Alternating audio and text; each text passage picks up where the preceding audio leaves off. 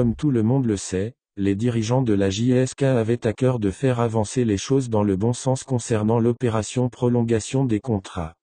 Après Koussela Boualia, c'est au tour des deux autres cadres de l'équipe, Badreddine Souya et Salim Boukanchouch, de prolonger leur contrat avec la JSK.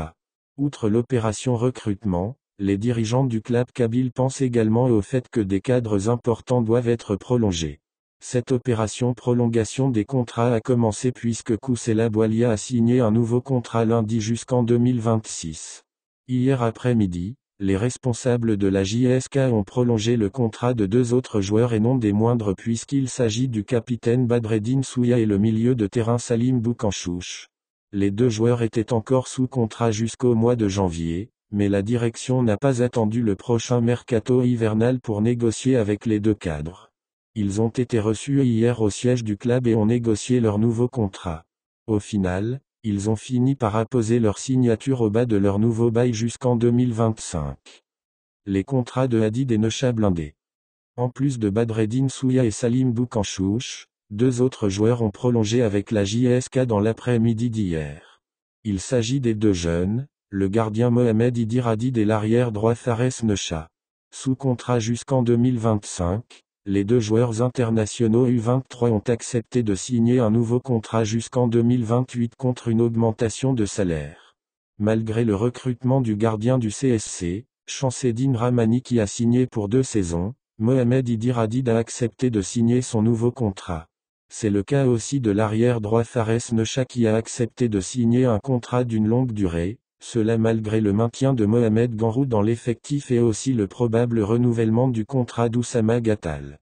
Les dirigeants du club kabyle ont fait le nécessaire pour maintenir les joueurs les plus importants de l'équipe et aussi blinder les contrats des jeunes qui ont donné satisfaction. Ce qui a finalement facilité la tâche, c'est le fait que les joueurs veulent poursuivre leur aventure avec la JSK. Si ce n'est pas le cas, des joueurs comme Souya et Boukanchouch auraient pu attendre le mercato hivernal pour quitter le club et choisir leur destination. Ils ont accepté de prolonger leur contrat, malgré les contacts des autres clubs qui souhaitent bénéficier de leurs services. Libre de tout contrat depuis la fin de son prêt à Anderlecht en Belgique, Islam Slimani est actuellement courtisé par l'équipe brésilienne de Coritiba. Des négociations sont en cours entre les deux parties pour parvenir à un accord, même si l'idée de jouer au Brésil ne semble pas enthousiasmer totalement le meilleur buteur de l'équipe nationale d'Algérie. Suite à ces nouvelles, les comptes de Slimani sur les réseaux sociaux ont été inondés de messages de supporters brésiliens, spécifiquement ceux de Coritiba, le suppliant de rejoindre leur équipe.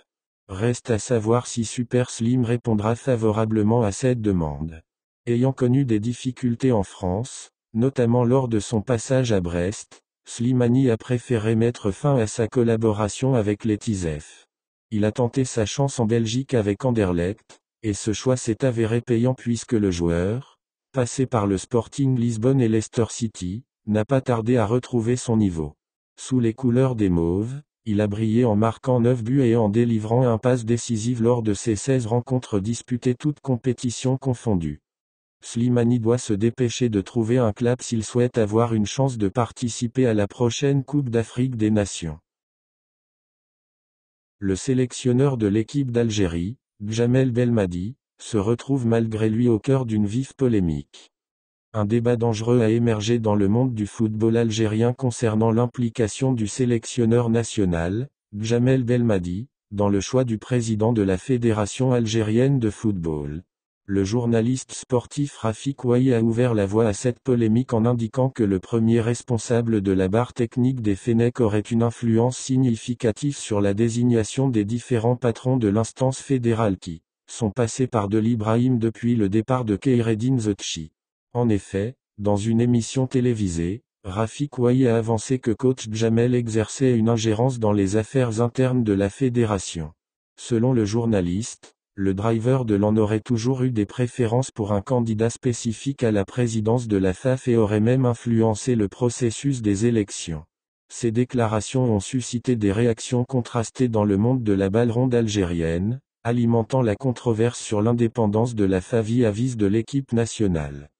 Toutefois, Il est important de rappeler que Djamel Belmadi avait déjà publiquement nié toute ingérence dans le processus de sélection du président de la FAF. Il a affirmé que son rôle se limitait à driver Riyad Mahrez et ses coéquipiers et qu'il ne s'immisçait pas du tout dans les affaires administratives de la fédération. Certains supporters et experts avaient d'ailleurs exprimé leur soutien à l'ancien joueur de l'Olympique de Marseille, soulignant ses succès en tant que sélectionneur et sa contribution positive à l'équipe nationale. Le nouvel entraîneur du CR Belouizdad, Sven van den Broek, s'est confié sur son arrivée au sein de la formation algéroise dans une déclaration reprise par l'APS. Dès la première rencontre il y a eu une bonne entente, la discussion s'est bien passée sur le plan sportif, ça m'a plu parce que ça montre le travail correct qui est en train d'être effectué dans ce club, a expliqué le technicien belge. Le CRB est champion pour la 4e fois d'affilée, c'est très important de garder le titre entre nos mains. Il y a aussi l'objectif de la Ligue des Champions qui ne sera pas facile mais faisable, il s'agit d'un challenge très beau, un rêve pour moi, pour les joueurs, et les supporters. On ne va rien lâcher. Sven van den Broek a enchaîné, concernant mes principes de jeu, je suis quelqu'un qui aime dominer l'adversaire, avoir la possession de balle, c'est mon style, j'espère que les joueurs vont s'adapter à ma philosophie de jeu. J'aime bien le joueur technique au service du collectif. Les supporters du CRB sont magnifiques, j'ai pu les voir à travers des vidéos, je suis sûr qu'ils seront là pour nous pendant toute la saison. L'enfant prodige est de retour à la maison, Kheireddine Madoui est de nouveau l'entraîneur de l'Sétif, 4 ans après être parti.